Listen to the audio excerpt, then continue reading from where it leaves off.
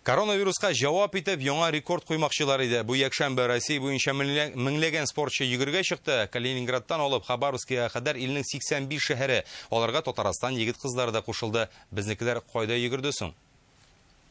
3, 2, 1, старт! Старт сызыгына баскан йөгерүчеләр бу вакыйгада катнашуына ышанырга да, ышанмаска да белми кебек. Үз изоляция һәм 4 айлык шикләүдән соң бу шатлыктан йөгерү. Бүгенге стартлар пандемия белән бәйле беренче масса күләм спорт чарасы булып тора. Әлбәттә, иминлек чарасы белән бәйле берничә таләпне үтәргә кирәк. Монда йөгерү осталыгыннан тыш, биттә маска, кулда перчатка да булырга тиеш. Һәм игътибар итсәк, старттан бары тик бишәр кеше генә кузгалып китә. Бу әлбәттә барысы да иминлек чарасы белән бәйле. Бу чара 31 майда узарга тиеш иде. Кичектерделәр. Мондый ярыш якшәмбе көнне Россиянең 30 шәһәрендә оештырылды.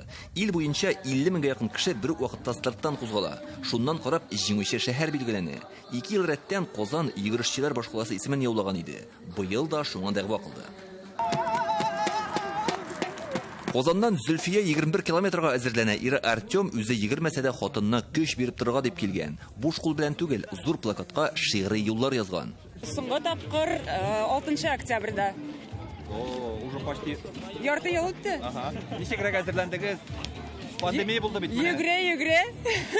Баулудан килгән Алексидров финишка иң беренче булып килде. Бу уңышка ирешүемә авыл хезмәте ярдәм итте ди чемпион. В общем, одну тренировку делал и... 3 ай авылда булдым, агрофитнес белән шөгыльләндем. Печән чабу, хуҗалык эшләре, малтуар, бакча һәм башкалар. Шуңа да физик әзерлек яхшы, ярыш бик сагындырды. Хатын-кызлар арасында Удмуртиядан килгән София Ватушева җиңүче. Теләк булса, битлек перчатка кымачауламый, салкынча һава торышы файдага гына. Это первый старт за летом. Карантиннан соң беренче ярыш бит бу, дулкынландыра. Дөрес, мин йөгерү белән профессиональ дәрәҗәдә шөгыльләнәм, тырышып әзерләндем. Татарстан егете Ринас Әхмәдиев Мәскәүдәге ярым марафонда җиңүче булды. Ул 21 километрны 1 сәгать 4 минут 24 секундта үтте.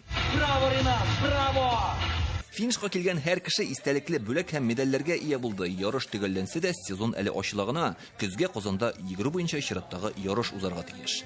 Илдар Сафиуллин, Рамзил Гарипов, Яңа Гасыр каналы.